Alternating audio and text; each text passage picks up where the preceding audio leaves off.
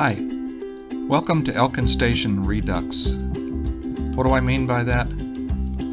Over the past years I've added a lot of build videos to my YouTube channel, and most of them were made by just using photographs and music, hoping to tell the story of how it was built with the photos. But now that I can add narration to them, I can give more detail in how I built something.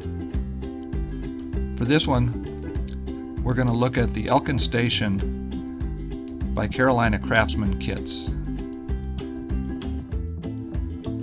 The Western Maryland Railroad built a station in Elkins, West Virginia in 1908.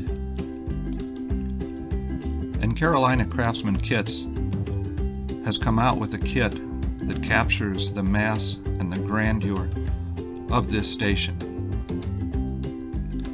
It's not a particularly easy kit to build, but it's one that I'm proud to have built, and it now sits on a friend's layout. And the station is still standing in Elkins as well. Let's take a look at what's inside the box.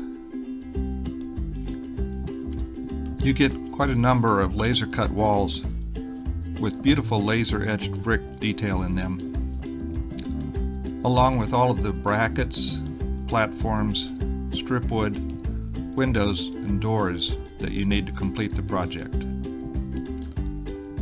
Requiring as much strip wood for bracing as it does, I added up how much I needed and calculated so I could get the most out of the strip wood that was included with the kit. And then I cut them all to size. I cut apart the walls where it was required, and then started to glue all of the strip wood in place. Once I had everything braced, I test fit all the walls together on the platform to see how it would look. And since all the brick walls would need a miter joint where they come together, I used my Medford Trains miter cutting tool to cut all the corners at a 45-degree angle. Next, I started cutting out all of the roof support brackets that were going to be used. I organized them and then used double-sided tape to attach them to a piece of cardboard so I could spray paint them gray, first one side and then the other. Then I started painting the doors. I first put down a base color of gray and then brush painted the maroon for all the trim. Then I placed them in the walls just to see how they all would look. My next job was to paint the brick, and I did a couple of color tests before I decided what mixture I was going to use. I was lucky that I had a number of color photographs of the station, and I found that by mixing light rust with amaranth red, came up with the reddish-orange color that the bricks had. So after priming the platform and the walls, I went ahead and started airbrushing the color onto them. I made a couple of passes to make sure that I got them from all directions and got it in the bricks and around them. Then I pieced all of the walls together on the platform to see how it looked, and I found that I had to respray a primer over the part that was going to be inside the towers. The next test that I made was which process I was going to use for putting mortar in between the bricks. And after testing, I had decided I was going to use distress crayons for this. I've used them a number of times before, and they're very good at applying mortar in between laser cut bricks. I have a how-to video showing how to do this, and I think the results come out great. My next process was going to be coloring the stonework around the base of the station. For this I was going to use Copic markers. And the next step was to apply the headers and the sills onto the walls. And then I painted gray on the sills leading into the windows. At this point, I put all of the windows in place. And I didn't want the back of the doors on the inside to just look like a piece of wood. So I scanned and printed out the painted doors and pasted them to the inside of the doors. And I also started deciding where I was going to put interior details and flooring.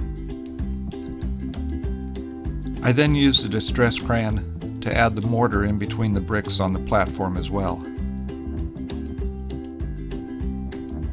I started deciding what other interior details I was going to put in. Like I had a stairway showing behind one window that went up to a second floor. Again, test fitting the walls to see how they would look inside. I also printed out and put some flooring on the inside of the station. And then I braced it from underneath. And then test fitting all of my walls, I could see what the ground floor of the station was going to look like. I also added a second floor. Since these windows would be easily seen, I knew that I was going to do interior detail in that second floor. And now it was time to start gluing the walls to the base and each other. I used Elkins tacky glue for this and made sure that they were all straight and clamped tightly together. Over the process of a couple of days, all the walls were put together and I had a nice solid structure. Now I was starting to work on that second story. I'd gotten some office furniture from Prizer, and I started laying out how my office was going to be upstairs. I had no idea what it looked like up there on the second floor, but I did find out later. I also put some details down on the first floor, and then I used a microlumina kit to add lighting to this second floor. This was easily done. I just ran a couple pieces of strip wood across and drilled some holes in them where the LEDs could go. Then I used adhesive copper tape to run up one side and down the other. And then once I put them all in place, I ran the wires through the wall and out through the bottom of the station. Then it was time to start adding all of the roof brackets and the braces that they would end up sitting on. I had to make sure that they were all level and came out at the same spot, as they were going to be supporting a beam that then supported the roof. And the little brick supports that went underneath them were tedious, but it was really worth it because they come out looking so good.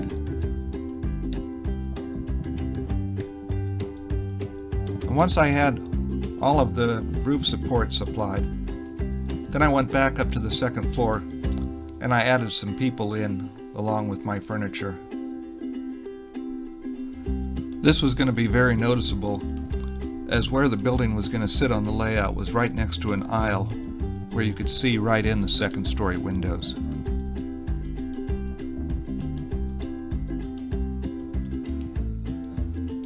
The next piece was going to be working on the roof, which was one of the more difficult parts of the kit, as there's so many angles and pieces. The base roof supports go together very easily.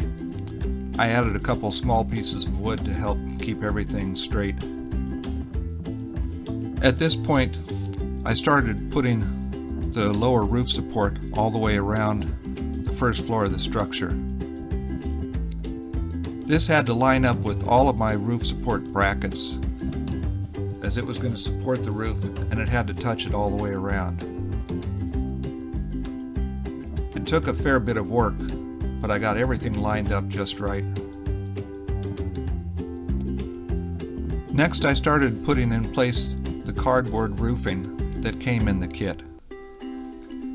It was all cut to the right size, but it wasn't quite giving me the support that I liked.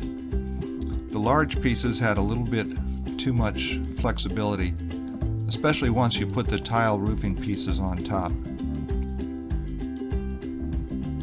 So what I decided to do was to use the cardboard as a template and cut the roofing out of 2/100 styrene. And that would give me better support for the tile roofing that was going to go on top. So once I had all my pieces cut out, I started to apply them to the bracing that I had put in place. And they went in just fine. And being styrene, it was easy to work with them and glue the corners together. So it didn't take long to get the whole first floor roofing put in. And for the second floor, the cardboard roofing that came in the kit worked fine. It didn't have as much of an overhang.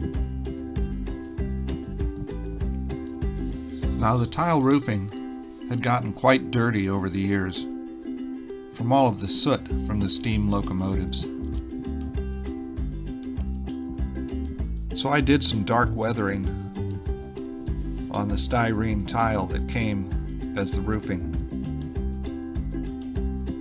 Then it was easy to apply it to my styrene base. And I cut my roofing a little different than it said to in the kit. That way I was able to hide one of the seams with a downspout.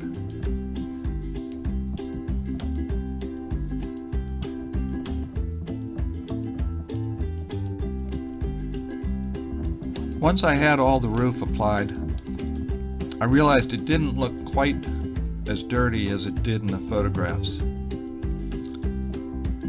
So I sponged on a little more grime, trying to get it to match photographs from the 70s and 80s, as that's the era of the layout that it's going to be on. Then it was a matter of adding a few small details, such as signs and downspouts.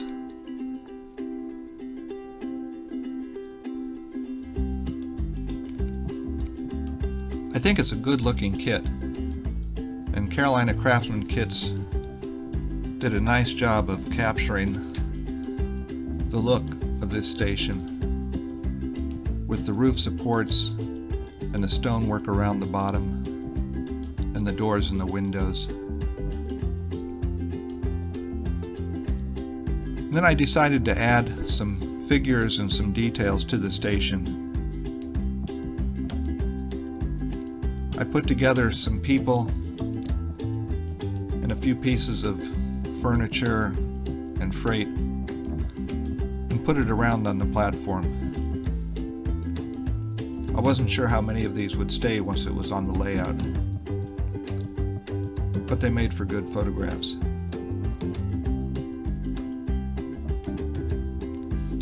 I hope you enjoyed watching how I built this station, and you might try a few of the products that I used.